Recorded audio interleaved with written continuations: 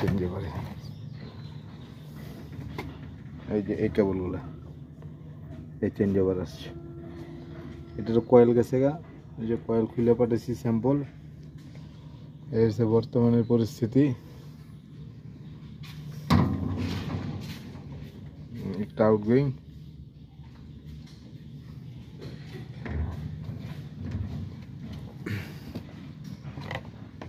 অতিরিক্ত লোডের কারণে এই কাজটা অবশ্য হয়েছে। খেয়াল করেনি, হঠাৎ করে খেয়াল করছে। এই যে ব্রেকারটা সম্ভবত গেছে, দেখেন এই যে পুড়ে গেছে, অবস্থা খারাপ। এটা আমি লাইন দিতে চাইতেছি না, নতুন ব্রেকারের কথা বলছি। যেমন